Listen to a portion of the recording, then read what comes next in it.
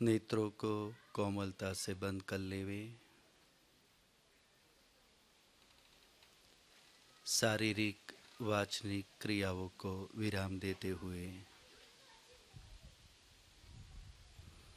3 बार ओम का उच्चारण करेंगे।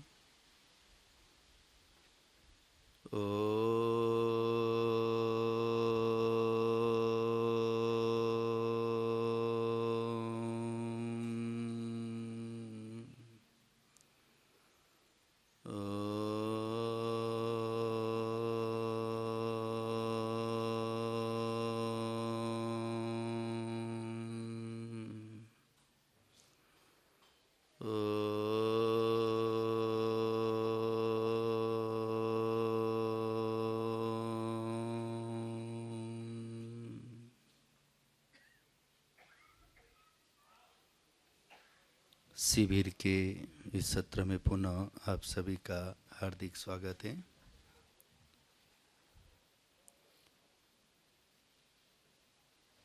तो हम विचार कर रहे थे कर्म के विषय में।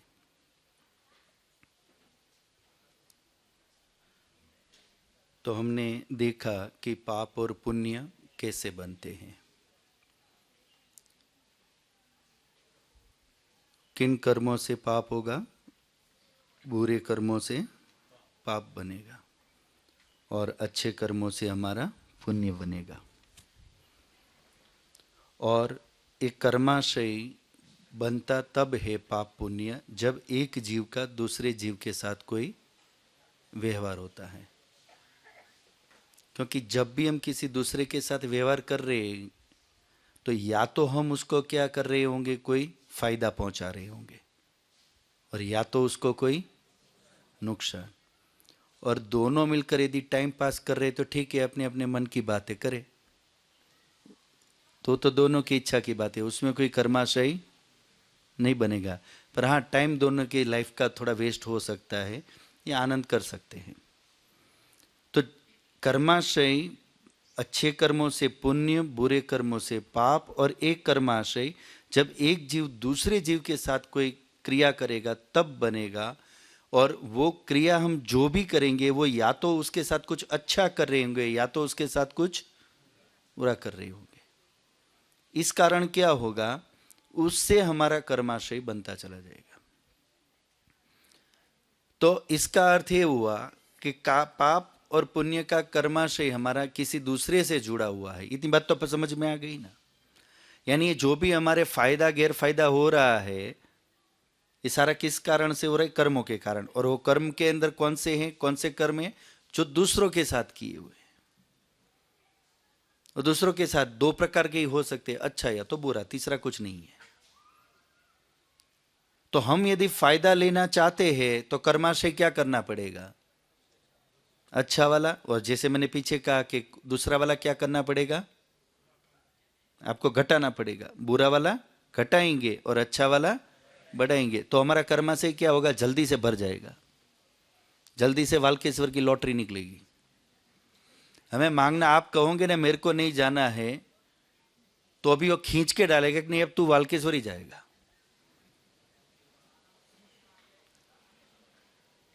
हाँ जी,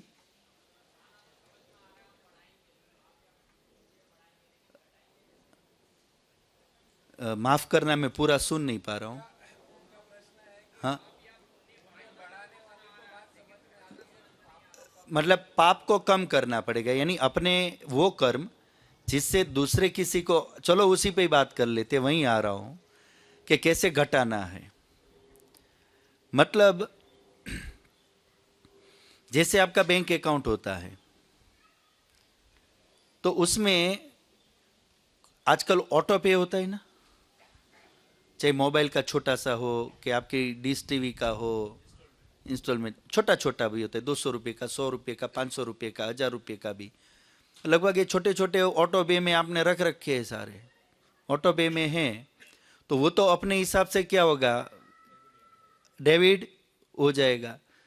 अब ऐसे ऑटो पे कई सारे सेट कर रखे हैं और हम छोटे छोटे पे तो ध्यान देते भी नहीं है इतना। अब इतने बड़े काम के बीच 200 रुपया मैंने रिचार्ज करवाया नहीं करवाया कौन देखेगा? ऑटो पे डाल दिया, अपना होता रहेगा। पर महीने का यदि हिसाब लगाओ तो ऐसा ऑटो डेबिट का, यदि आपने कई चीजें सर्विस सेट कर रखी है और आप उसका प्रयोग भी कर रहे हो, तो आप उसका निकालोगे तो कोई आंकड़ा निकलेगा कि नहीं निकलेगा? कि भाई हर महीने 10,000 15,000 के ऐसे कुछ, या पूरे इस हिसाब से घर का खर्च गिनो तो आपको पता चलता है इतना ऑटो डेबिट से हमारा इतना तो ये जा रहा है, जो हमें पता भी नहीं है, और वो अपने आप डेबिट हो जाता है। तो हम जब डालते तब तो पता रहता है, तो उनका यही प्रश्न है, जब निकल जाता है तो पता नहीं रहता।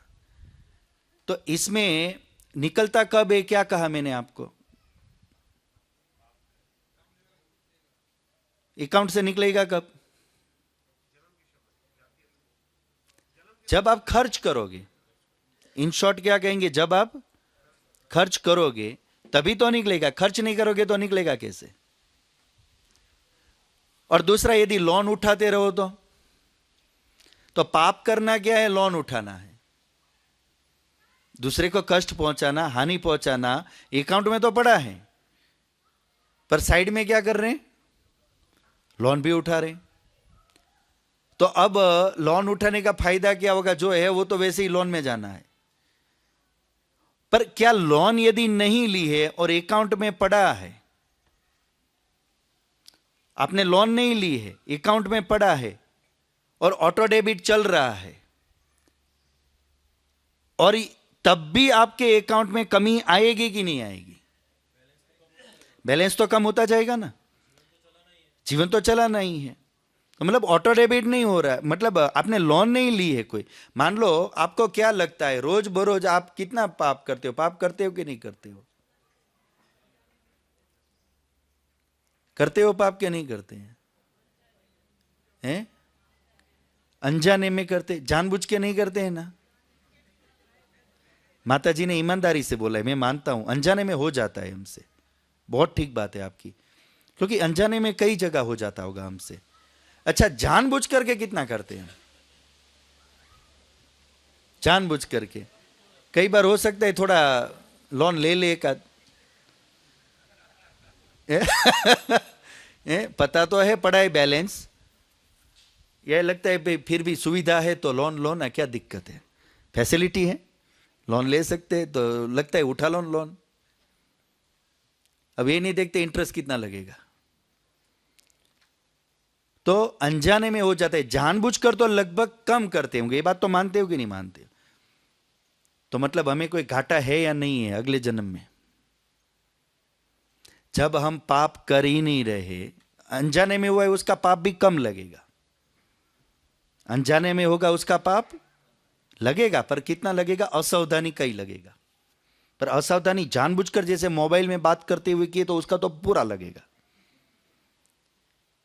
पर अनजाने में बिल्कुल हो गया, जा रहे थे और पैर में चींटी हमने मार दी, तो थोड़ी सावधानी रख सकते थे, वो नहीं रख पाए, उसका उतना लगेगा, तो वो कम लगेगा। तो इसका मतलब अब क्या लग रहा है? अगला जन्म बच जाएगा ना?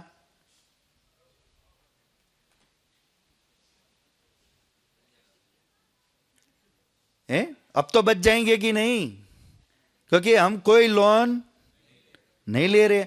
अनजाने में कोई लोन ले ली तो वो तो गवर्नमेंट भी समझती, तो बेचारे अनजाने में ली तो माफ हो जाएगी, थोड़ी हल्की फुल्की निपट जाएगी।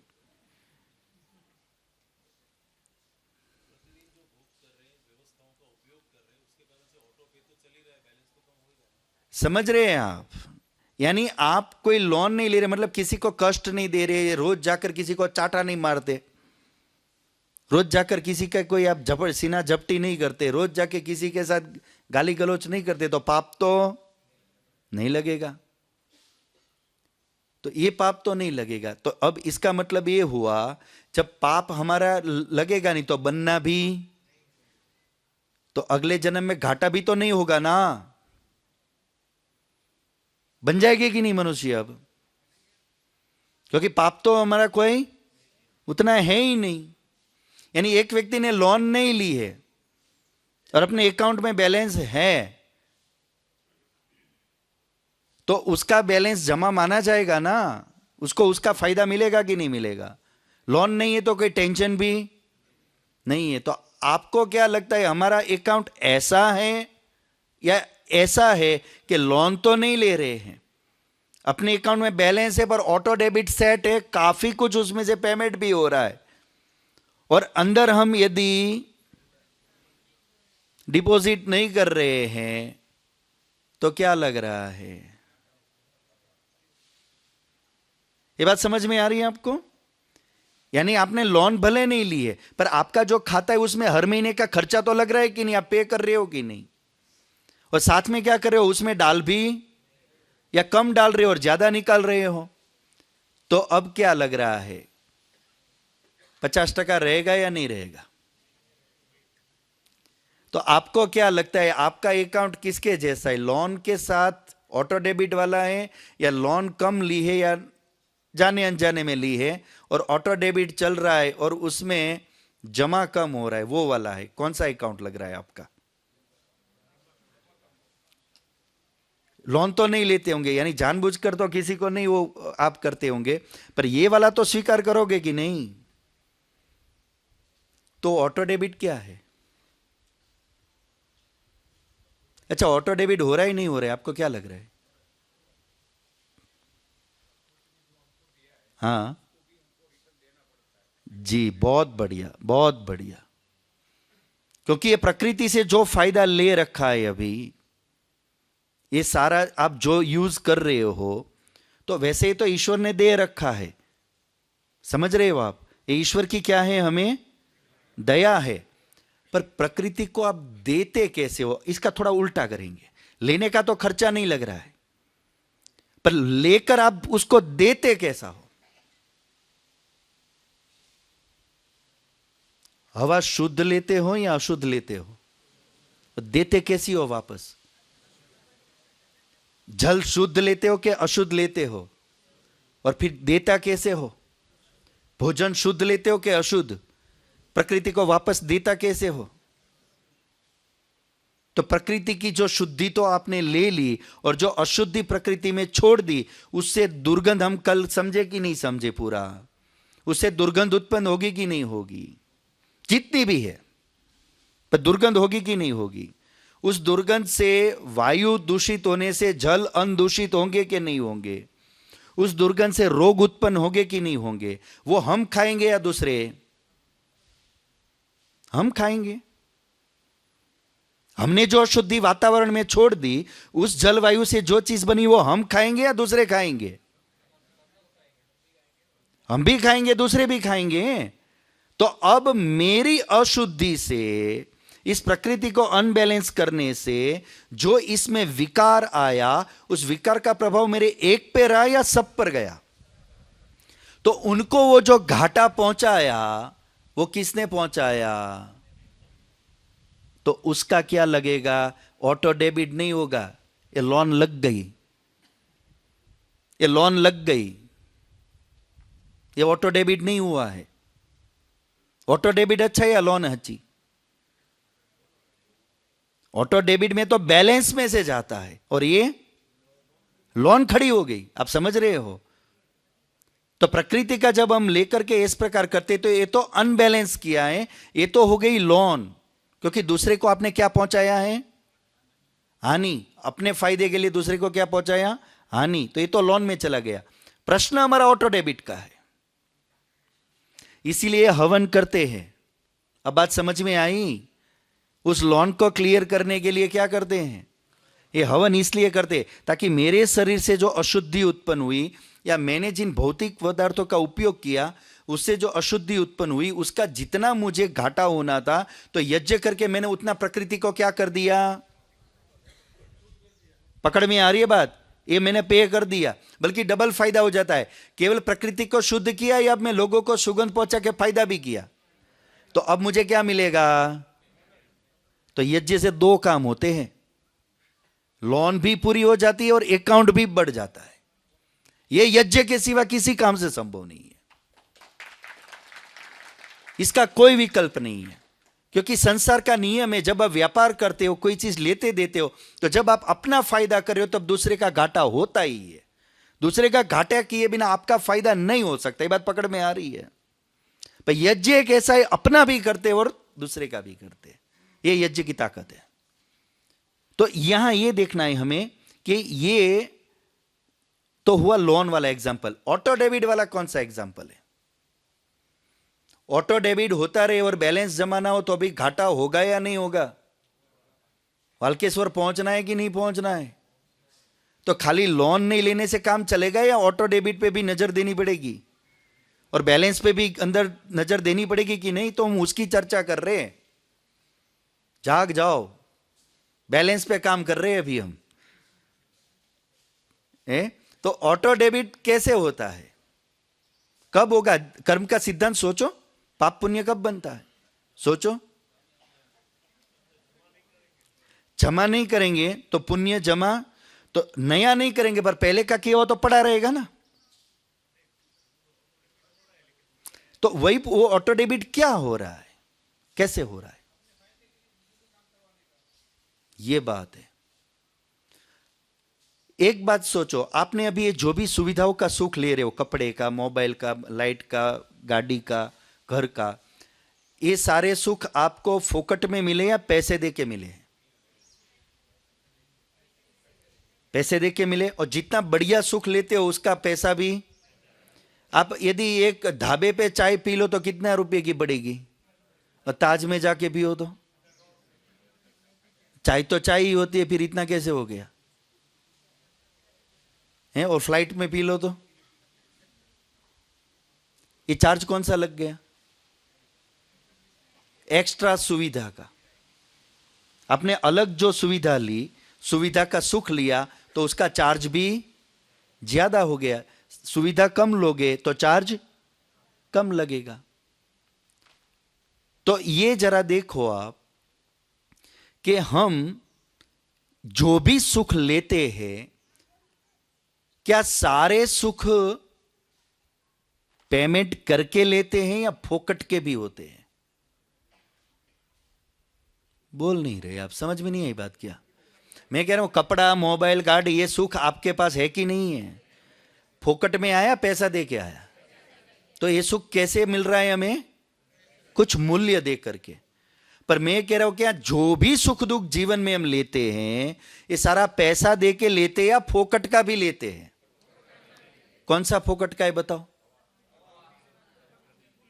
प्रकृति से एक तो जो लेते हैं उसके लिए हम कुछ पे नहीं करते, और पर प्रकृति वाला आपके कर्माशय के साथ अभी हम जोड़ नहीं रहे। हमने क्या देखा है, कौन सा जुड़ रहा है कर्माशय में? एक दूसरे के व्यवहार के ऊपर। प्रकृति का वो प्रयोग करते हुए जब हम अशुद्धि प्रकृति में डाल रहे थे और उसके माध्यम से जो प्रभाव जा रहा था, तो वहां पे क्या हो रहा था? पाप हो रहा था। पर आप लाभ ले रहे हो, इसमें किसी का क्या बिगाड़ रहे हो? और ये तो ईश्वर ने दे रखा है आपको। तो प्रकृति का ही सुख लेते हो या और भी कोई फोकट का सुख लेते हो? ये बात है। पता नहीं आप कैसे दिमाग नहीं चला पा रहे। मैं जितना धक्का मारूं उतना ही चलते हो आप। मैं ऐसा सोचता हूं धक्का दे दूं तो कि गाड़ी चल पड़े। बोले नहीं आचार्य जी धक्का दो, थोड़ा थोड़ा चलते रहेंगे। एक होता है तेज बुद्धि, अरे एक होता है गधा बुद्धि। तीव्र बुद्धि सुना है ना? तीव्र बुद्धि किसे कहते हैं? जो धक्का मारने पे चल जाए वो तीव्र बुद्धि है, और गधा बुद्धि डंडा मारने पे भी ना चले। रोज रास्ता भूल जाए। उस गधे को कल 25 बार वहां मिट्टी लेने ले गए थे, तो अभी वो दूसरे दिन मालिक के सामने देखते किधर चलूं।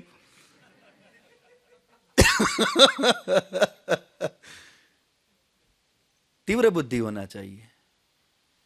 तो जैसे इन्होंने कहा कि फोकट के सुख में देखो आप दिन भर में कितना ले लेते हैं हम सुख। इन्होंने कहा कि दूसरे से हम लेते, दूसरों के व्यवहार से। आपस में हम जब एक दूसरे से व्यवहार करते तो आपस में हमारे सुख दुख भी जुड़े हुए हैं या नहीं है? परिवार में ही ले लो, दूसरे का छोड़ो। आप में एक दूसरे को सुख देते हो या नहीं देते हो कि खाली दुख ही दुख देते हम? सुख भी तो देते हैं। अच्छा, वो जो सुख दे रहे हो, ले रहे हो, किससे हो रहा है? दूसरे से। किससे हो रहा है? दूसरे से। वहां क्या पैसा देते हो? पत्नी चाय लेकर के आई, कौन सा 20 रुपए निकाल के देते हो? हैं? देते हो क्या? पर सुख लेते हो कि नहीं लेते हो? बात पकड़ में आ रही है आपको? परस्पर है, हां, यानी वो उसका कर्तव्य है। ठीक है, कर्तव्य तो है, पर नियम क्या है कर्माशय बनने का? जब भी किसी दूसरे के व्यवहार से हम उसको लाभ देंगे या तो लेंगे, तो इससे क्या बनेगा? कर्माशय। परस्पर कर्तव्य तो है, वो एक अलग बात है, वो एक हमारी व्यवहारिक व्यवस्था है। पर ये व्यवहारिक व्यवस्था के होते हुए भी उसमें एक दूसरे को सुख देना लेने का कर्म हो रहा है कि नहीं हो रहा है? और वहां उन कर्मों में आप उसको क्या मूल्य दे रहे हो? थैंक यू बोल देते हैं ना। थैंक यू बोलने से कौन सी जेब भरेगी? है, हम थैंक यू बोल के चला लेते हैं ना कि भाई थैंक यू। वो लोग बोलेगा आपने कुछ दिया, वो थैंक यू बोल दिया है ना मैंने। थैंक यू बोल दिया है। तो आपस में जो एक दूसरे से सर्विस लेते और देते हैं, आप इतना सोचो, आपको आपकी इच्छा अनुसार सामने वाला न दे, सुख होगा कि दुख होगा? उल्टा करो।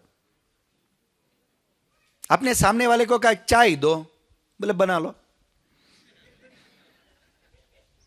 सुख होगा कि दुख होगा? है? तो जब दे रहा बना, खुद बनानी पड़े तो दुख हो रहा है, तो तैयार मिल रही है तो सुख नहीं है क्या? और जब किसी ने कहा कि खुद कर लो और खुद करना पड़ा, दुख हुआ, तो उस समय क्या होगा? कर्माशय बनेगा कि नहीं बनेगा? क्या बनेगा? जिसके कारण दुख हुआ उसको क्या मिलेगा? पाप। तो जिसके कारण सुख हुआ है तो उसको पुण्य भी नहीं मिलेगा क्या? मिलेगा ही, पक्का मिलेगा। तो ये व्यवहार के अंदर जो हम एक दूसरे से सर्विस लेते देते रहते हैं, और हम ये समझते तो फोकट का है, हमें लगता है तो इनकी ड्यूटी है, या तो ये लगता है एज ए फैमिली मेंबर ये करना होता है, सोसाइटी मेंबर करना होता है। ठीक है, कर्तव्य है, करना होता है, पर करने से पाप पुण्य भी बनता है। ये बात पकड़ में आ रही है आपको? उससे पाप पुण्य भी बनता है। अब जरा अपने को चेक करो, शाम से लेकर रात तक सर्विस ज्यादा लेते हो या सर्विस ज्यादा देते हो? पेपर लाना जी जरा, रिमोट लाना जी जरा, पानी ला, पानी ला, थाली ला। ये कहीं जूते उतार दिए, कहीं कोई चीज छोड़ दी, कहीं गाड़ी रफ पार्किंग कर दिया, और कहीं कोई चीज उतार दी, दूसरे ने ठीक कर दी। दिन भर में ऐसा कितना कबाड़ा करते होंगे? तो क्या समझ रहे हो? फोकट में फायदा हो रहा है। बात पकड़ में आ रही है? आपको वो रिमोट आपने दूसरे से इसलिए मंगवाया है, आपको यहां से वहां जाने में भी कष्ट हो रहा था, और आपको ये दूसरे ने बैठे बैठे दे दिया है, तो इसका मतलब आपको सुख भी, फायदा भी हुआ है। पर ये मुफ्त में नहीं आया भाई, पुण्य जाने वाला है। मंगवाओ रिमोट, ये ऑटो डेबिट है। ये ऑटो डेबिट है। मंगवाओ रिमोट, मंगवाओ पेपर। आपको लगता है सारा फोकट का ही है ना, मंगवाते रहो। अभी बैंक में से देखकर देना होता तो रिमोट अपने आप लेते। ये नियम होता घर में कि हर चीज पैसे दे के लेनी है, रिमोट मंगवाना है तो 3 रुपया। कितने दिन और दिन में कितनी बार मंगवाते? यदि जेब से निकालना पड़ता तो मंगवाते या ले लेते? ले लेते ना। पर अभी ये क्यों नहीं कर रहे हो? क्योंकि ये कैसा लग रहा है? फोकट का। ये क्या लग रहा है? फोकट का है। मेरा क्या घाटा हो रहा है, वो दे रहा है। मुफ्त में कुछ नहीं मिलता, पुण्य जा रहा है उधर, ट्रांसफर हो रहा है। और पैसे की कीमत ज्यादा है पुण्य की? वाल्केश्वर पुण्य से मिलेगा या पैसे से? तो ये रिमोट में आप क्या खो रहे हो अपना? महंगी, कितना मूल्यवान, कितनी मेहनत से कमाया हुआ पुण्य एक रिमोट मंगवाने के चक्कर में दूसरे को दे रहे। तो नहीं लगेगा। जब भी रिमोट मांगो 10 रुपया निकाल के दे दो, तो नहीं ले, तो आपका पुण्य मतलब उसको कुछ मिलना चाहिए। यदि आपने यहां ट्रांजैक्शन कर दिया तो वो बच जाएगा। दिक्कत तो फोकट की है, दिक्कत तो फोकट की है। यदि पेमेंट हुआ है तो कोई दिक्कत ही नहीं है, पर मुफ्त में यदि ये चल रहा है तो गड़बड़ है। और दिन भर में ऐसा कितना कर लेते हैं। हाँ, मतलब ये लगता है, ये कह रहे हैं हम कमाने जाते हैं, वो बैठे बैठे खाते। अच्छा, रसोई बैठे बैठे बनती है, रसोई बैठे बैठे बनती है, घर की सफाई बैठे बैठे होगी, बच्चा बैठे बैठे स्कूल जाएगा। 25 फोन आ रहे, 25 लोगों से झंझटें चल रही है, बैठे बैठे सो लोगी। रोल उनका भी बड़ा है।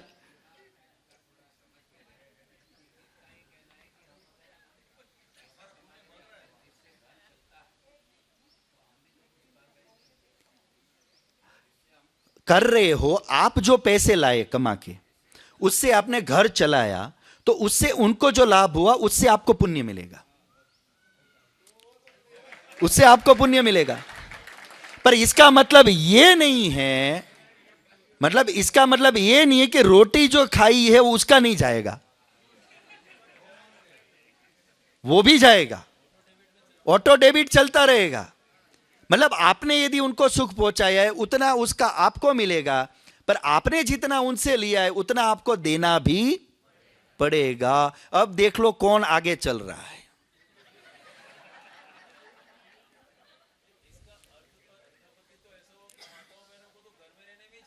फायदा है, मैं अभी कह नहीं जा रहा था, इसमें सबसे ज्यादा फायदा लेडीज का है। दिन भर में आप अपने कितने पुण्य की चोरी करवाते हो,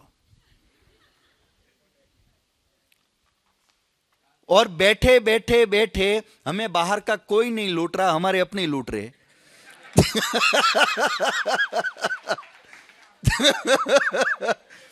हमारा पुण्य चोरी, क्योंकि हम बैठे बैठे सारी सर्विस मंगवाते हैं, थाली भी, पानी भी, लाना पानी यहां, हर चीज बैठे बैठे चाहिए। और वो सेवा यदि मिल रही है तो उसका सुख भी मिल रहा है, तो उसका उतना पुण्य जाएगा। ये केवल घर में नहीं, आप बाहर भी, सोसाइटी में भी, और अभी माथेरान में भी चल रहा है।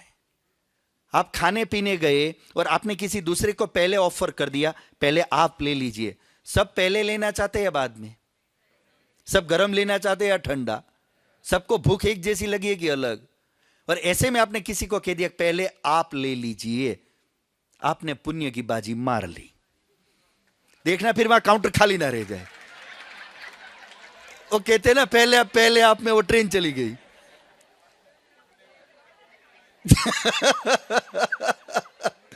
जी जी जी जी।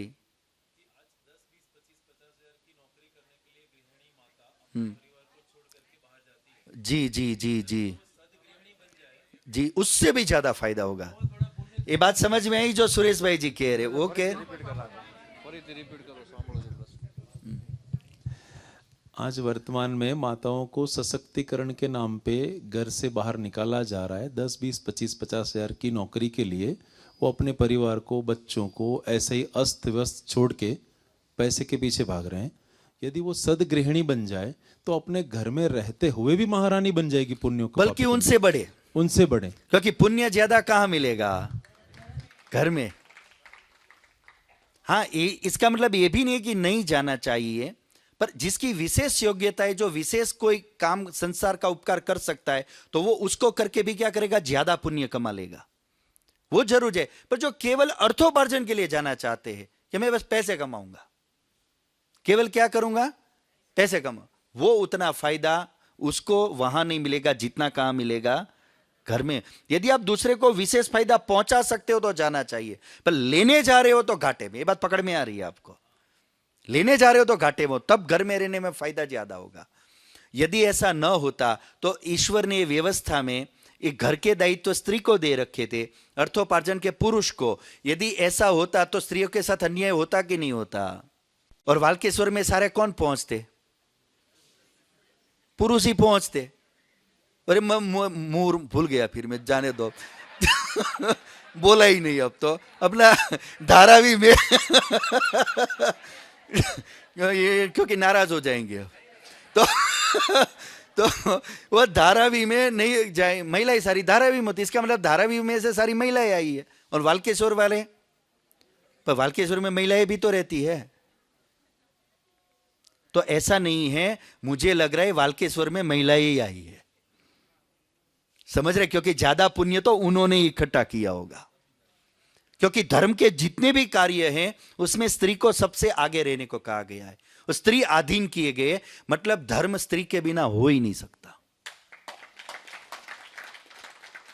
इसलिए सर्वाधिक जो होता है वो पुण्य उसी के हिस्से में रहता है। पुरुष अर्थोपार्जन करता है तो पुण्य और पैसे में कीमत किसकी ज्यादा है? पुण्य की। पुरुष को उतना अवसर नहीं रहेगा। हाँ, धर्म पत्नी बोलते हैं, ठीक बात है, पर धर्म पति नहीं बोलते, क्योंकि पति अर्थपति होता है। पत्नी धर्म पत्नी होती है, पर पति अर्थपति होता है, क्योंकि अर्थ के काम पति से होते हैं और धर्म के काम, इसलिए वो धर्म पत्नी और अर्थपति, ठीक है। तो हम ये समझे कि ये व्यवस्था ऐसे ही नहीं चल रही है, तो व्यवहार में ये ध्यान दो आपका कहीं ऑटो डेबिट ज्यादा न हो रहा हो, ये गंभीरता से सोचो। इसलिए दूसरों से सेवा कम ले, प्रयास क्या करे? ज्यादा। इसलिए ऐसा कहते हैं, वैसे तो चोरी बुरी है, पर पुण्य की चोरी अच्छी है कि बुरी है? इसलिए होशियार आदमी क्या करता है? सेवा करने में बड़ा तैयार रहता है, फटाफट फटाफट फटाफट देता है, ये दे देगा वो दे। अरे भाई तुम बहुत सेवा करते हो भाई। नहीं नहीं जी मैं तो करूंगा, अच्छा लगता है मुझे, अच्छा लगता है। ये अच्छा नहीं लग रहा है, चोर है।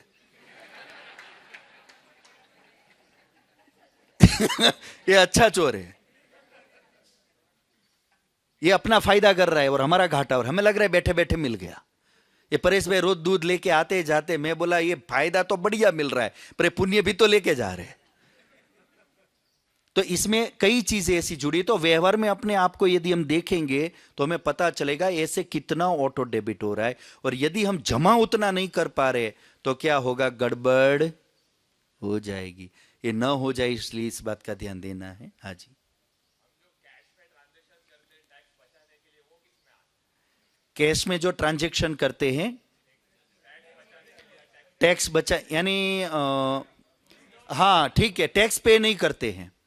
तो इसमें ऐसा है, जो भी इस राष्ट्र के अंदर रहते हुए अर्थोपार्जन करता है और इससे हम अपनी आजीविका करते हैं, इस जीवन को चलाते हैं, तो अपनी आजीविका के हिसाब से जितना जो बनता है वो हमें देना तो पड़ता है और देना भी चाहिए। वो अलग बात है कि टैक्सेशन जो होता है, इसके जो पूरे स्लेब होते हैं वो कितना हो कितना नहीं, क्योंकि ऐसा कहा गया है कि राजा ऐसा टैक्स निर्माण करे कि जिससे क्या हो, जैसे मधुमक्खी फूल में से रस ले लेती है पर फूल को खत्म नहीं करती है, तो टैक्स ऐसे होने चाहिए कि वो प्रजा से टैक्स भी मिल जाए और उसको घाटा भी ना हो। तो उस हिसाब का टैक्स हमें जरूर देना चाहिए।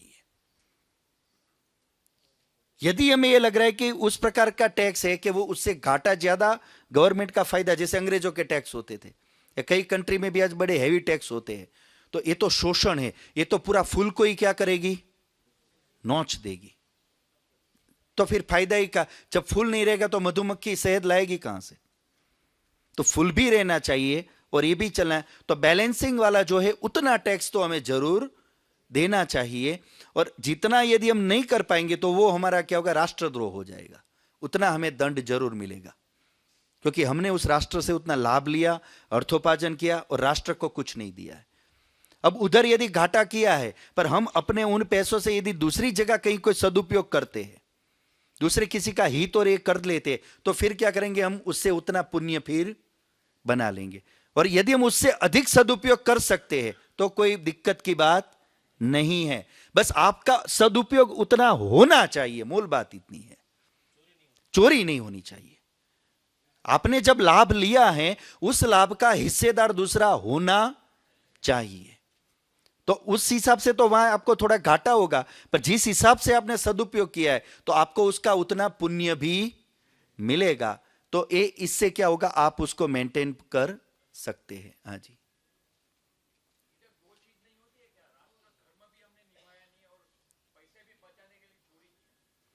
मतलब मैं कह तो रहा हूं ना, राष्ट्र में यदि कमाया है तो देना तो पड़ेगा, ये बात तो पक्की है। पर वो देया कितना जाए? क्या जितना गवर्नमेंट मांगे उतना, या मधुमक्खी शहद जितना ले जाए उतना? ये बात समझ में आ रही है आपको? मतलब कुछ तो देना पड़ेगा। हम ये सोचे कि मैं दूंगा ही नहीं, जाता भी है, लगा हुआ। ये कई चीजों में तो आप टैक्स पे करके ही परचेस कर रहे हो, कई चीजें उसमें तो आप टैक्स में तो दे ही रहे हो, फोकट में तो कोई चीज नहीं ला रहे हो। गवर्नमेंट को पैसे कमा रहे हो तो आप उससे कुछ खरीद भी रहे हो, तो उससे आप उसको टैक्स भी तो दे रहे हो। तो उसमें ये प्रयास रखो, फिर बिल लो, वहां फिर कैश वाला ना बैठा हो।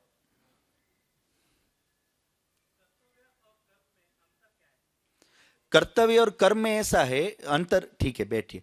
कर्तव्य मतलब क्या होता है? जो आपस में जुड़े व्यवहार है हमारे एक दूसरे से अपेक्षित।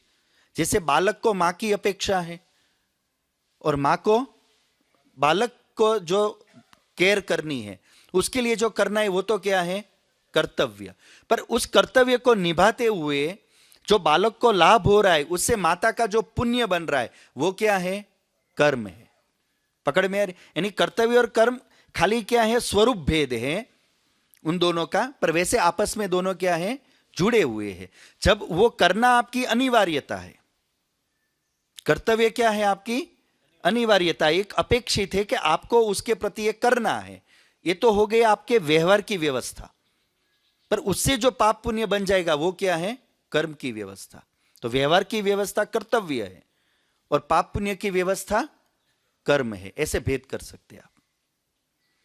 तो हाँ जी,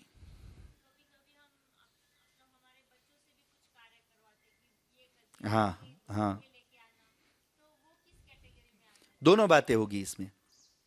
बच्चे से यदि 5 वर्ष से ऊपर का बच्चा है और उससे आपने कोई काम मतलब करवा रहे हो या उससे लाभ ले रहे हो, तो आपको फायदा तो हो रहा है कि नहीं?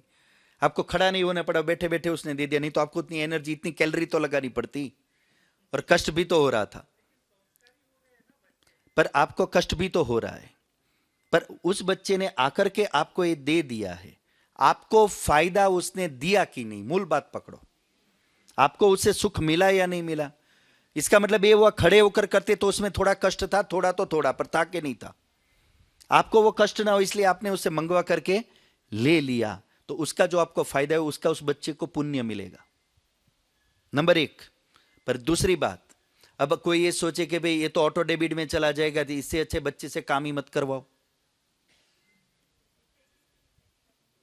और आजकल ये करवा भी आप कर भी रहे हो, बच्चों से काम नहीं करवाते। तो इससे क्या हो रहा है? बच्चे अच्छे बन रहे हैं या बिगड़ रहे हैं? पुरुषार्थी बन रहे हैं, आलसी प्रमादी बन रहे हैं, ये कंफर्ट जोन में जा रहे हैं। इससे आपने बच्चे को भी नुकसान पहुंचा दिया। पुण्य तो बचाने गए, पर इससे क्या पहुंच गया? नुकसान। तो आपको यदि बैलेंस करना है तो क्या करना था? बच्चे से आपने मंगवाने से आपका पुण्य तो खर्च जरूर होगा, पर उस बहाने आप उस बच्चे को जो शिक्षा दे रहे हो इसका आपको पुण्य मिलेगा, क्योंकि आपने अपने कर्तव्य का पालन किया। बात पकड़ में आ रही है आपको?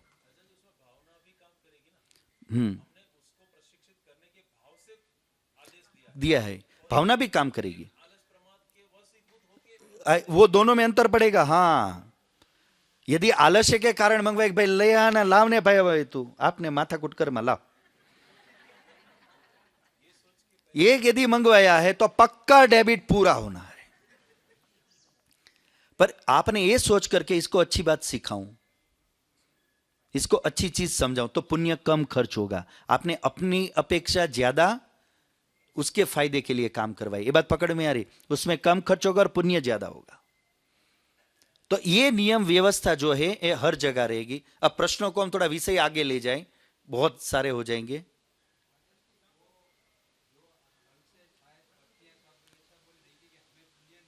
हाँ,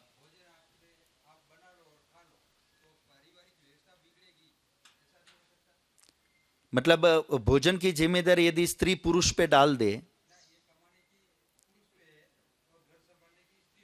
हाँ,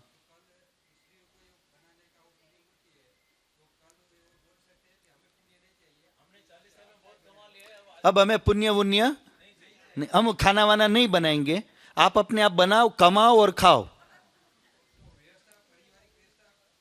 पक्का बिगड़ेगी, वो तो बिगड़ ही जानी है, बिगड़ ही गई समझो। यानी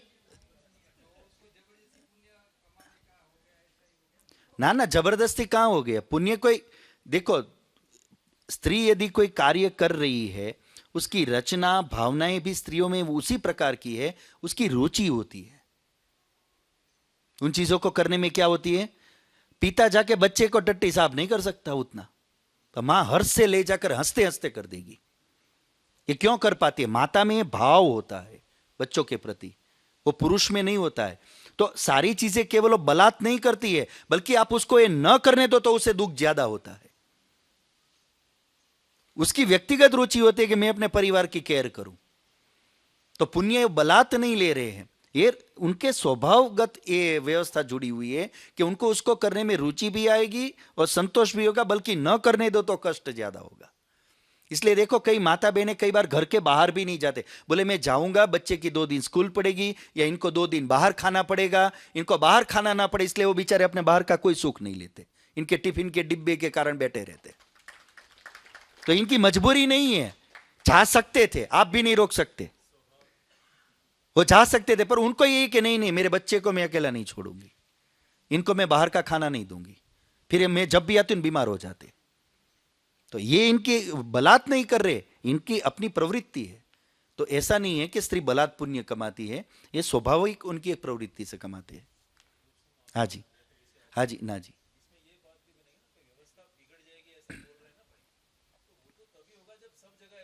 हाँ ठीक है, कोई एक आध फैमिली में कर रही है और कोई नहीं करेगा। जी हाँ जी, हाँ जी। वही है, वही है, वही आएगा, करना तो वही पड़ेगा। और दूसरा, ये करने वाले तो कर भी रहे हैं, बल्कि पति आटा है गूंथता होगा पूरा, हो सकता है कई घरों में उल्टा भी चल रहा होगा। कोविड में भी देखो, कह रहे ड्यूटी करवाई है, बता रहे हाथ में आए हैं, मुर्गा हाथ में नहीं आएगा फिर। तो बता रहे हो सकता है किसी को उस टाइम में किचन की ट्रेनिंग मिल भी गई हो। हाँ जी, आप एक प्रश्न जवेर भाई जी, धीरज भाई जी। हाँ जी, हाँ आपको ही कह रहा हूं।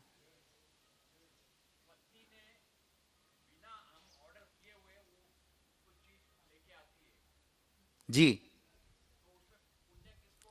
हाँ, जैसे उनकी रुचि, अभी वही बात चली थी, वो अपनी भावना से यदि खुशी से वो कोई चीज लेकर के आ रही है, पर उनके उस प्रकार हमारी अपेक्षा नहीं है, पर वो अपनी खुशी से ला रहे, और वो हमारे लेने से भी उल्टा किसको खुशी मिल रही है, तो उसमें पुण्य हमारा नहीं जाएगा, पर मिलेगा।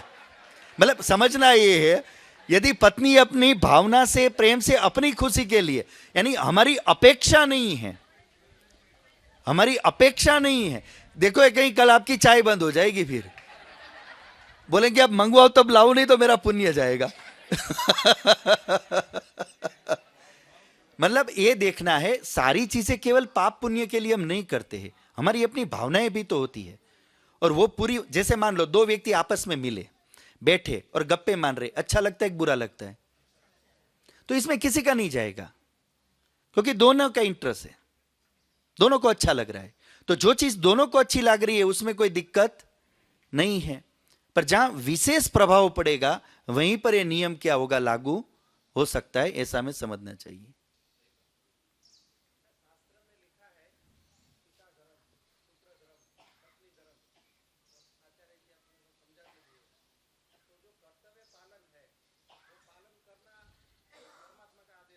जी जी, तो जी, पुत्र धर्म निभाना, पिता धर्म, पति धर्म, मित्र धर्म, पड़ोस धर्म, राष्ट्र धर्म, ये सारे हमारे साथ जुड़े हुए कर्तव्य। तो इसमें ये होता है, कर्तव्य और कर्म को है ना अलग करके इतना देखने, केवल क्या है, क्रिया भेद है। हमारी जो कर्तव्य है, कर्तव्य पालन से पुण्य ही बनता है,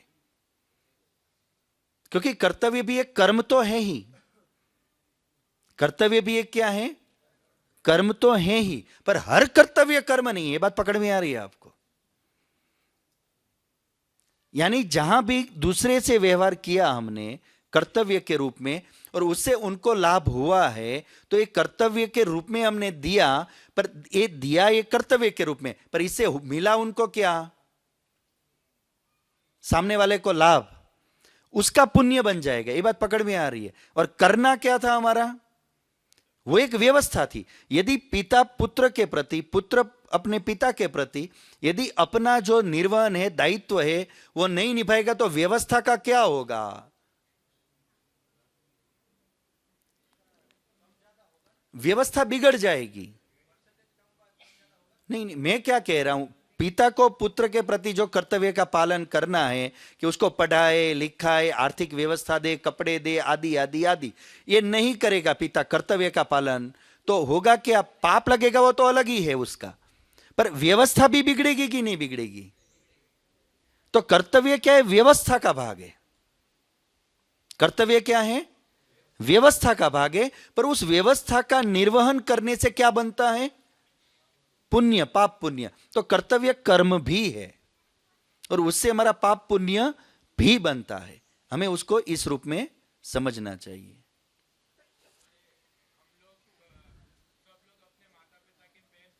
जी, माता पिता के पुण्य कम होंगे या फिर बच्चों के? वाह ये भी एक अच्छी चीज है। आपके नमस्ते करने से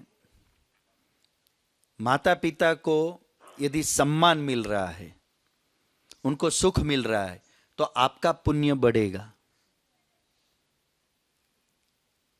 और यदि आप नमस्ते आदि नहीं करते हैं, सम्मान नहीं करते हैं, तो उनको क्या अच्छा लगेगा या बुरा लगेगा? तो इससे क्या होगा? आपको उतना ये दंड रहेगा आपका। तो मतलब ये होगा, नमस्ते करने से दूसरे का सम्मान होता है और उसका वो सम्मान होने से हमें क्या मिलता है? पुण्य मिलता है। तो नमस्ते करने में पुण्य है। और उसमें भी जो सबसे पहले करेगा उसको ज्यादा मिलेगा। पहल करेगा उसको ज्यादा मिलेगा, क्योंकि दोनों देख रहे हैं, पर ये देख रहे हैं वो पहले करता है मैं करूं, वो पहले करता है नहीं, देखता हूं वो करता है कर, इतने में उसने कर ली, नमस्ते, मार गया बाजी। पकड़ में आ रही है बाजी? आप सोचने में रह गए वो पहले करेगा तो करूंगा, तो इसका मतलब आपके दिमाग में कुछ तो खोट थी। आप कुछ विशेष अपेक्षा के साथ करना चाह रहे थे, इतने में उसने वो सारे ईगो को साइड में करके विनम्र बनकर आपको कर दिया, तो क्या हो गया? उसको पुण्य ज्यादा मिलेगा। उस और आगे सुन लो, अब बोला ही है तो पहले करने का, नमस्ते करने का भी लगेगा, कौन पहले करेगा वो भी लगेगा, दूसरा कैसे कर रहा है उस हिसाब से भी मिलेगा। नमस्ते जी है ना, बियर स्टाइल नमस्ते है, एक ये होता है, और एक होता है नमस्ते जी, और एक होता है बिल्कुल पैर में जाके चरण स्पर्श करके नमस्ते जी। आपके किस प्रकार कर रहे हो उसके हिसाब से भी पुण्य में अंतर पड़ेगा। ये बात पकड़ में आ रही है आपको? यह सिल्वर गोल्ड प्लेटिनम, समझ रहे हैं? और ये तो सिल्वर भी नहीं है, ये नमस्ते है, कई बार होता है ना, टाटा बाय बाय, स्कूटर पे जा नमस्ते, ये नमस्ते नहीं है तो बुला रहे, देख मैं जा रहा हूं, मैंने तेरे को देखा है। ये कोई रिस्पेक्ट वाली बात नहीं है। नमस्ते तो ऐसे ही होगी, हाथ जोड़ के ही होगी, बिल्कुल ऐसे होगी, झुक करके होगी, विनम्रता, कुल मिला के इतने विनम्रता उसमें होनी चाहिए। नमस्ते कभी एक हाथ से भी नहीं होता ऐसे, है ना? कई लोग कमर नहीं मुड़ती और दो हाथ ले जा यूं करके करते हैं पूरा, तो ये भी ठीक नहीं है। शर्म, आजकल के बच्चे होते हैं ना, वो पूरा झुकते भी नहीं और मुंह भी सामने ही रखेंगे, और माता पिता कहते हैं आचार्य जी नमस्ते कर ले, अरे सामने तो देख भाई। तो पता चलता है आदमी कितना सभ्य है, समझदार है, कितना व्यवहार कुशल है, कितना विनम्र है। खाली नमस्ते करेगा ना, कुंडली निकल जाएगी। पकड़ में आ रही है बात आपको? नमस्ते करेगा, उससे वो कितने संस्कारवान है, कितना माता पिता दे पाए, कितना हजम कर पाया, सारा पता चल जाएगा। आगे कितना टॉलरेंट कर पाएगा या एग्री कर पाएगा, सारा पता चल जाएगा एक नमस्ते से। तो नमस्ते भी कोई सामान्य चीज नहीं है, क्योंकि नमस्ते न करने के चक्कर में 25-25 साल तक न बात करने वाले कई फैमिली कि पहले वो करेगा तब करूंगा, और कोई झगड़ा ही नहीं है, नमस्ते का ही झगड़ा है। तो नमस्ते छोटी नहीं है, बड़ी महंगी है। पहले के चक्कर में कई रिलेशन ऐसे अटके पड़े हैं कि मैं माफ करने को तैयार हूं, पर एक बार वो मेरे को नमस्ते कर दे। मतलब मूल चीज ये है, देखो बोलने को तो कुछ भी बोला जा सकता है, दिक्कत कोई नहीं है, पर सुशोभित क्या होगा? जो प्रसंग चल रहा है, जो व्यवहार चल रहा है, उस व्यवहार के अनुकूल जो हम भाषा और शब्द बोलेंगे वो अधिक प्रभावशाली होगा। तो नमस्ते का अर्थ क्या होता है कि मैं आपका सम्मान करता हूं, मैं आपका आदर करता हूं। और अभी हम बात भी किससे कर रहे हैं? सामने वाले से। तो सामने वाले का हम रिस्पेक्ट कर रहे हैं, तो रिस्पेक्ट को आप प्रकट कैसे कर रहे हो? वो रिस्पेक्ट करने वाला जो वर्ड है, उस वर्ड का नाम क्या है? नमस्ते। मैं आपका आदर और सत्कार करता हूं। अब श्री राम में वो आप वहां हो सकता है क्रिया तो कर रहे हो, झुक भी रहे हो, ये सारी कर रहे हो, पर वो शब्द प्रसंग के अनुरूप नहीं है। बात पकड़ में आ रही है आपको? वो शब्द उस प्रसंग के अनुरूप नहीं है। आप कोई अध्यात्म की बात कर रहे हो, कोई ईश्वर के नाम लेने की बात कर रहे हो, ऐसी कोई बात चल रही हो और वो शब्द प्रयोग कर रहे हो, तो वो, क्योंकि प्रसंग भी क्या होता है, प्रसंग के हिसाब से शब्द होना चाहिए। ये बात पकड़ में आ रही है? प्रसंग कुछ है और आप शब्द में दूसरा लाके ये बला थोपना हुआ, ये नेचुरल नहीं हुआ। नमस्ते नेचुरल है।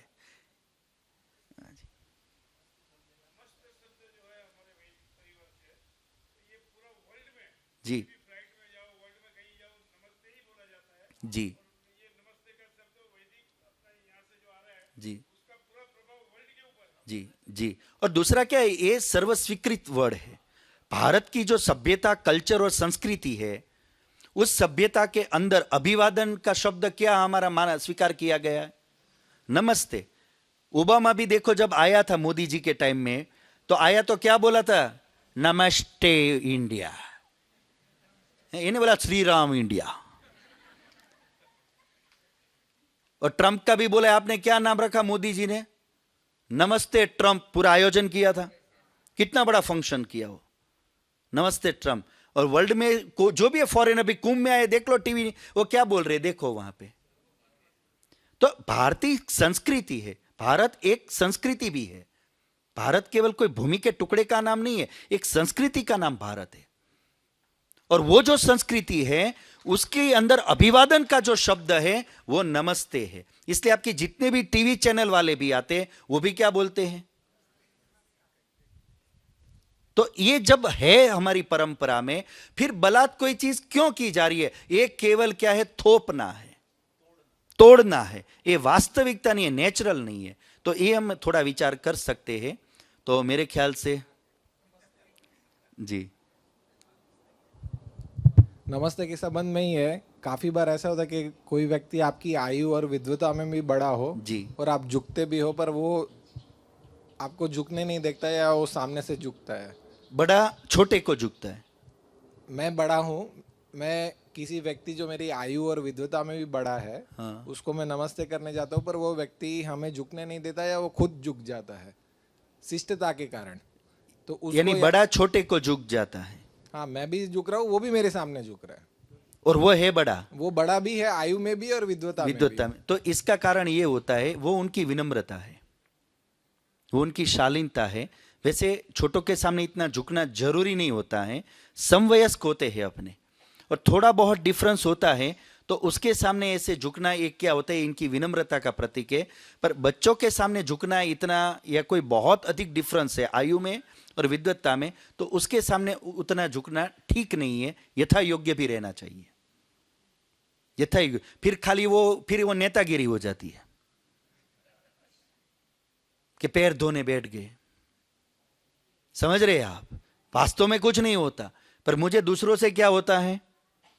प्रतिष्ठा लेनी होती है। ये नेचुरल नहीं होता है, नेचुरल में भी यदि है तो विवेक रखना पड़ेगा, कहां तक, कितने तक, किसको, ये जरूर भेद रहना चाहिए। तो आसपास के थोड़े डिफरेंस 19-20 का है, उसमें ऐसे झुकना तो और अच्छा माना जाता है, पर ज्यादा डिफरेंस है तो ऐसा करने की जरूर नहीं है।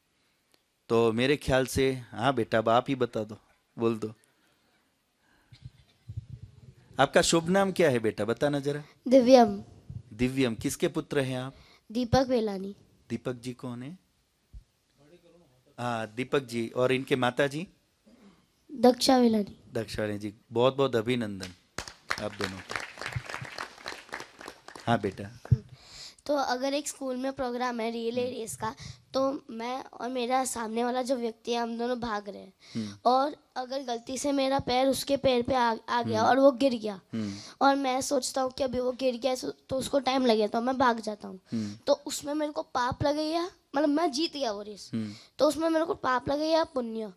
यानी रेस चल रही है। हाँ, टीम रेस। टीम रेस चल रही है, वो रेस के टाइम ही ऐसे हो गए, जैसे फुटबॉल में भी हो जाता है कई बार। यदि आपने जानबूझकर नहीं किया है, यदि आपने जानबूझकर नहीं किया, गलती से हुआ है, नंबर 1। दूसरी बात, उसके गिरने से यदि उसे कोई ज्यादा वहां पे ऐसी चोट नहीं है कि एम्बुलेंस में ले जाना पड़ेगा, सीरियस नहीं है मैटर, तो कोई दिक्कत नहीं है, तो रेस पूरी कर सकते हो। पर ऐसा लगता है जानबूझकर यदि किया है तो फिर तो कोई मतलब ही नहीं रहा, वो तो वैसे ही माफी नहीं मांगेगा, वो तो गिरा नहीं चाह रहा था और पहला आना चाह रहा था। पर यह देखना है बस उसको इतनी चोट ना हो कि वो सीरियस है और हम फिर भी, तो फिर रुकना चाहिए, तो रेस भले ही साइड में हो जाए। पर नॉर्मल है कि ऐसे टकरा गए, टकराते टकराते, ये स्पोर्ट्स में चलता है, या फुटबॉल में देख सकते हो कितना चलता है, उसमें कितने गिर जाते, लग जाते हैं, पर वो कंटिन्यू रहते हैं। जानबूझ के नहीं किया है तो कंटिन्यू कर सकते हैं। ठीक है।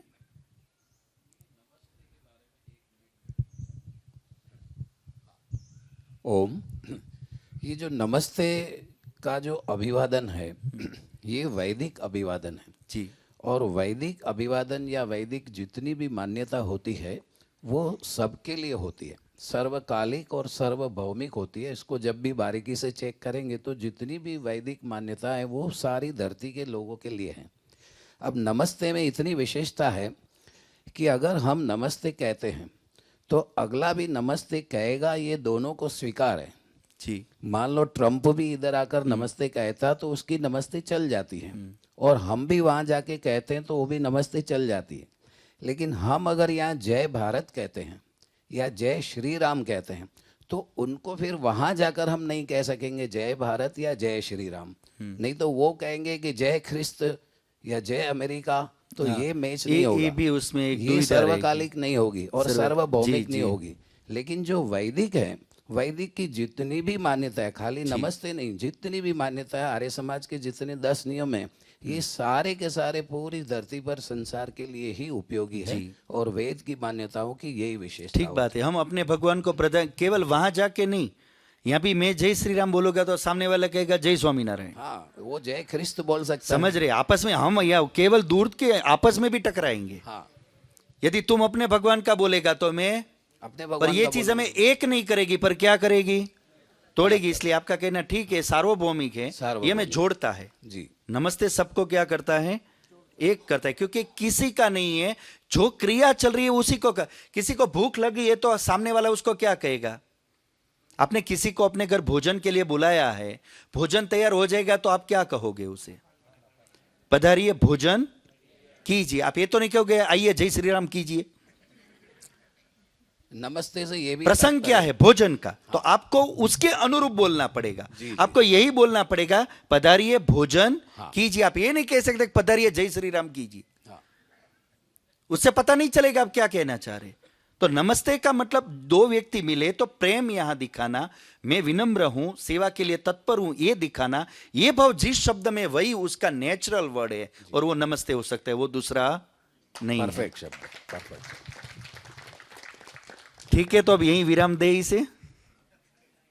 ठीक है, विषय पीछे रह गए काफी हम। चलो, पर फिर भी है, उतना टिक जाए तो भी बहुत है। ठीक है, आगे फिर जैसे अवसर देखते हैं। एक बार सभी सीधे होकर बैठेंगे।